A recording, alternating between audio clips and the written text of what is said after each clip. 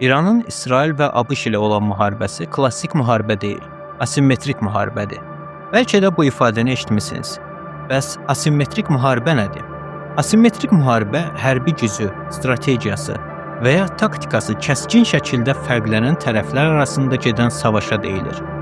Bu açıqlama sizə biraz qarışıq gələ bilər, lakin videonu sona qədər izləsəz, həm asimetrik müharibənin nə olduğunu biləcəksiniz, həm də İranın İsrail və ABŞ ilə olan müharibəsinin irəliləyişi əsasında gələcəkdə nələr baş verə biləcəyi ilə bağlı fikir sahibi olacaqsınız. Hazırda şahidi olduğumuz müharibənin tərəflərinin bir-biri ilə sərhəddi yoxdur. Ənənəvi quru orduları bu savaşda iştirak etmir. Güclü tərəfin isə İsrail və ABŞ olduğunu söyləməyə yəqin ki, ehtiyac yoxdur. Müharibə niyə başladı, necə başladı suallarını keçib əsas mətləbə gəlirəm. Başlayaq İrandan. İran öz hərbi əməliyyatlarını həqiqi vəd 4 adlandırıb. Burada yəhudilərin vəd edilmiş torpaqlar inancına referans olduğu şübhəsizdir. Lakin burada referans deyil, vurulan yerlər və onun metodu əsasdır. Müharibənin ilk saatlarında ABŞ və İsrailin təyyarələri, həmçinin raketləri İranın zəif olan hava hücumundan müdafiə sistemlərini yarıb, şəhərlərindəki strateji hədəfləri vurmağa başladı. Rəsmi Tehran loru dillə desək, ən yaxşı müdafiə hücumdur məntiqi ilə ABŞ-ın Qətər, Küveyt, Birləşmiş Ərəb Əmirliyi və Bəhreyndəki hərbi bazalarına, həmçinin İsrailin hava qüvvələrinin bazalarına zərbələr endirdi.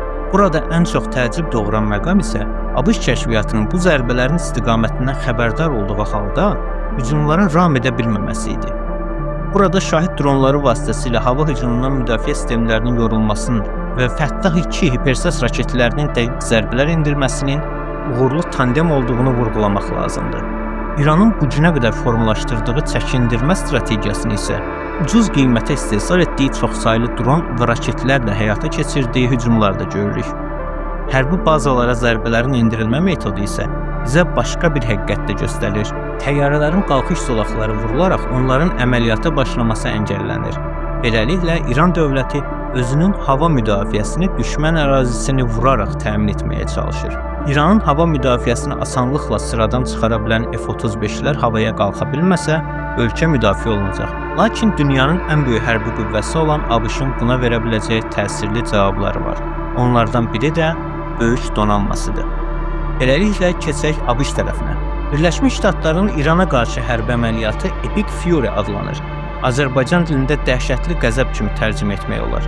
Adından da görüldüyü kimi, Birləşmiş Ştatlar hərbi strategiyasında qısa müddətdə şiddətli zərbələr vuraraq rejimin devrilməsini, ən azından nüvə araşdırmaları mərkəzlərinin məhv edilməsini hədəfləyir. Bu doktrinanın əsasında başsız qoymaqla çəkindirmə dayanır. Hədəf Venezuela ilə eynidir. Rəhbərini aradan götürüb rejimi dəyişəcəm və yerinə öz adamımı qoyub qalib olacaq. Çünki ABŞ bu müharibəni uzada bilməz. Bunun iki səbəbi var: logistika və xərclər. Yaxın Şərqin müxtəlif yerlərində Amerikan ordusuna aid hərbi bazalar olsa da, bunların koordinasiyalı şəkildə İran kimi ərazicə böyük ölkədə hərbi əməliyyat aparması qüsursuz koordinasiya və logistika tələb edir. Həmçinin müharibənin hər günü əlavə xərc deməkdir. Vurulan bazaların bərpası, hərbi kontingentin səfərbər olması və s. Bir də əsas xərc yaradan məqam olan donanma məsələsi var. Gərginliyin artdığı ilk günlərdə USS Gerald Ford gəmisini yəqin ki, çoxunuz eşitmisiniz. ABŞ ordusuna 13 milyard dollara başa gələn bu gəminin gündəlik saxlanılma xərci 8 milyon dollara yaxındır. Aktiv döyüş şəraitində bu daha da artır.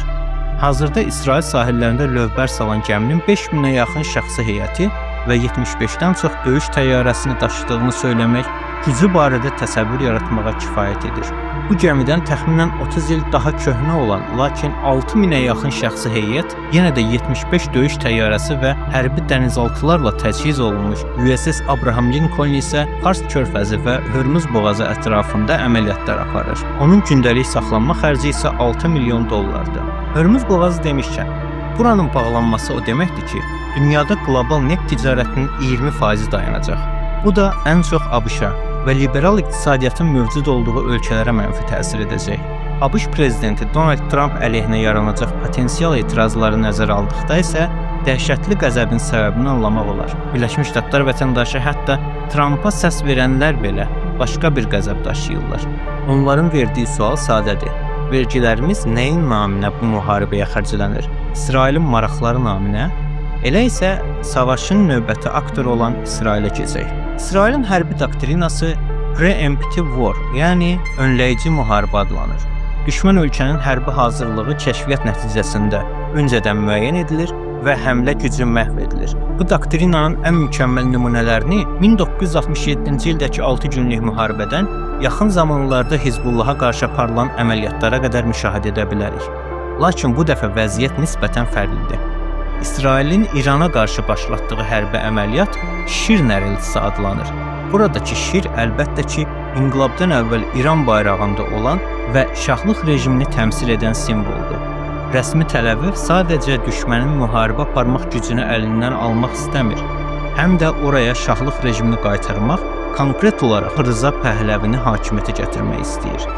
Bu da ABŞ-ın hazırda İran hakimiyyəti daxilində onunla əməkdaşlıq etmək istəyən qruplarla təmas imkanlarını azaldır. İsrailin İrana qarşı ən güclü silahı 12 günlük müharibədə də özünü doğrultmuş, xüsusi çənlərlə təkmilləşdirilmiş F-35 təyyarələrdir. Onların əsas hədəfi İran hava hücumunu dəf edərək müəyyən edilmiş konkret İran rəsmilərini zərərsizləşdirməkdir. Həm İsrail, həm də ABŞ hava qüvvələrinin digər hədəfi isə İranın hava hücumu bazalarını məhv etməkdir. Lakin burada bir əmma var. Belə ki, İran hava qüvvələrinin əsas hissəsini yeraltı, daha doğrusu qranit dağlarının altına inşa etdiyi bazalarda saxlayır. Bu da onlara açıq hədəf olmaqdan xilas edir. Bu da müharibəni uzada bilər ki, İsrail üçün də bu ciddi təhdiddir. Minlərlə dron və uzaq mənzilli raket hücumu nəticəsində bu ölkənin hava hücumundan müdafiə sistemlərinin fəaliyyəti zəifləyir, nəticədə şəhərlərin bombalanması və mülki şəxslərin ölümü halları baş verə bilir ki, bu da əməliyyatı davam etdirmək üçün əhalinin dəstəyini azalda bilər. Hər üç tərəfin müharibə strategiyası, hərbi gücü, doktrinası və indiyə qədər həyata keçirdiyi əməliyyatlar əsasında hazırda şahidi olduğumuz asimmetrik müharibə gerçəyinin nə olduğunu sizə çatdırmağa çalışdım. Bu kiçik bir xülasə idi. Güclü tərəf şiddətli zərbələrlə tez bir zamanda nəticəyə çatmağa çalışır, zəif tərəf isə düşmənin xərclərini və daxili gərginliyini artıraraq onu razılaşma yoluna gəlməyə məcbur edir. Burada İran təbii olaraq savaşın uzamasını istəyir. Lakin bu savaşı uzadacaq nə qədər raketi və ya dronu var müəmmalıdır. Hər halda əvvəl-axır bitəcək. Lakin nə ABŞ-ın, nə də İsrailin bu raketlərin bitməsini gözləməyə vaxtı var. Hər hansısa fəlakət ssenarisinin baş verəcəyi halda isə bu məsələ bizi 3-cü Dünya müharibəsinə apara bilər.